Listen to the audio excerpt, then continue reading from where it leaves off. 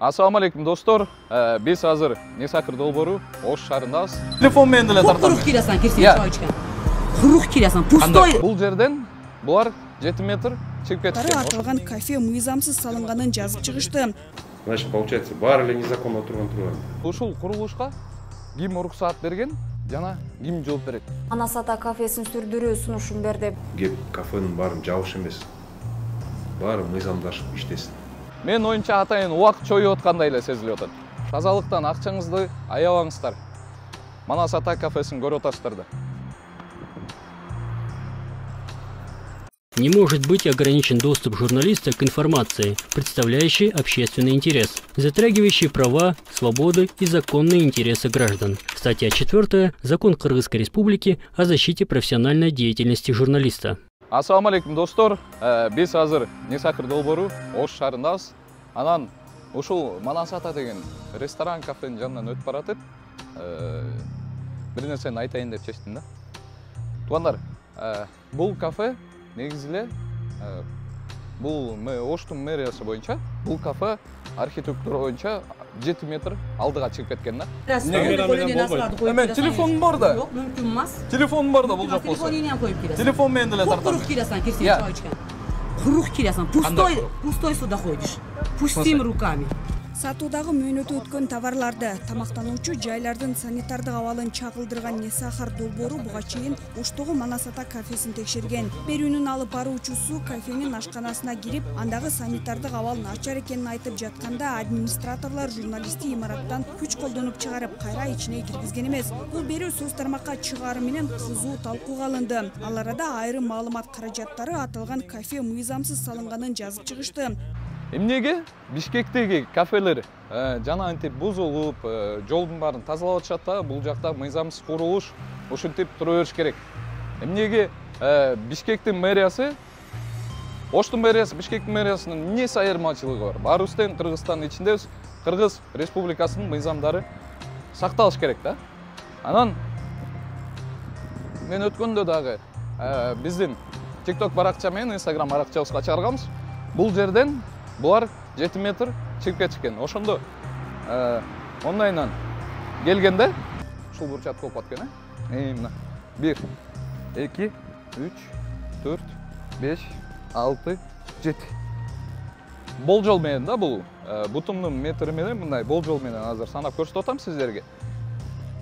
7 метр. Элестетиңиз. Ушул нерсени тигил парковочный зона болуш керек болчу экен, ушул жерде тротуар, ошонун баарына тең чыгышкан да. Незаконно салынып аткан акасы боло берет турбайбы? Мен түшүнүгүм ушундай болуп атат да биякта. Бир эле кафенин кайкына чыгып атат. Мындай кафеден канча кафе бар бизде? Значит, получается, бар эле незаконно турган. Мне кажется, даже бирде документи жок кафелер бар болуш керек биякта. Эчтекеси жок. Мен таң калбайм даже, если ошонун суусу, свети даже уурдалып жасалып койгон бекер. Бир тыйын эч жакка төлөбөгөн кафелер бар. Азыр мен дагы айтып атам, көзөмөлдө көрөкчү. Эгер дагы подключение кылсаңыз, значит, дагы телефон чалуулар же сүйлөшүүлөр же акча болгон. А именно ошондо жанагы 100-чү токтомдун 60 пунктта турат.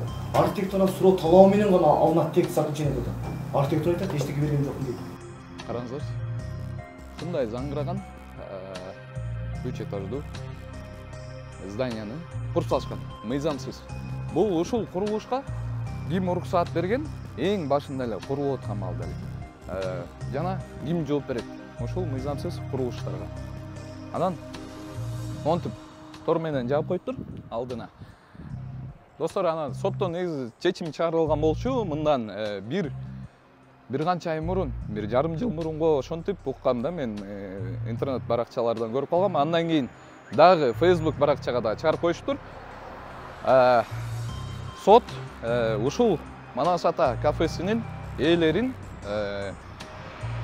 өзүңөр бузгула, либо мэрия келип бузуп кетебиз деп айтыптыр. Андан бери мен ушу карагандан бери бир 2 айдай өттү да. Анан азыр октябрь, ноябрь, декабрь уже азыр кар жайт. Андан кийин кандай болуп калат? Ошондо кышында буз кар жаап аткан маалда буз ошол нерсе да. И что сейчас теперь? Замкнутый круг. Сен эчтеке кылбайсың, бул эчтеке кылбайт. Ана ким эмне кылат анда? Анда эмне жүрөсүңөр бияктан? И чо, сот 1-2 ай, 1 жыл, 2 жыл болуп чөйрүп кете берсе, ошентип жүрө береби? Иштей береби ошентип эле, незаконно. Кеп кафенин баарын жабыш эмес. Баары мыйзамдашып иштесин.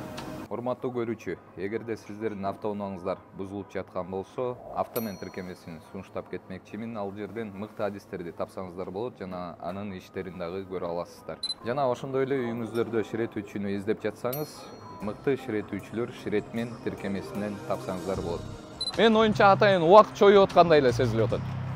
Бирок Несахыр долбоору эч качан бир кафе жабылып калсын, бир кафе ошентип иштебей калсын, сноско кетсин деген оюбуз жок. Кандай Несахыр долбоору? Несахыр долбоорунун ою бир гана тазалык, анан адал тамак жасап беришсе эле болду.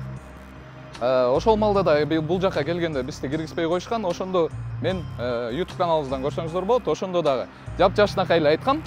Камера тибегледин. Тибегле. Ой. Тибеди.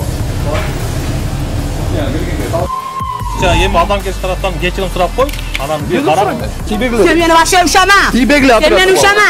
Sen özbekçe gapirsa tushunmayapsan. Nega o'zbekcha men tushunishim kerak? Nega? Senin millating bu. O'zbek tilini tushunmaysan ekan. Sen o'zingni ishingni qil. Chapchi o'zingni. Chapchi o'zingni.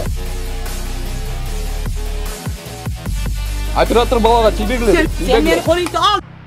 Просто таза эле иштеп койгулачы болду, андан башка эчтеке жок деп. Ошондой туугандар, азыр биз Ош шаарындабыз. Башка ишкерлерге айтар сөзүм, таза иштегилечи достор.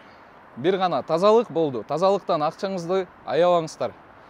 Манас Ата кафесин көрүп атасыздар да.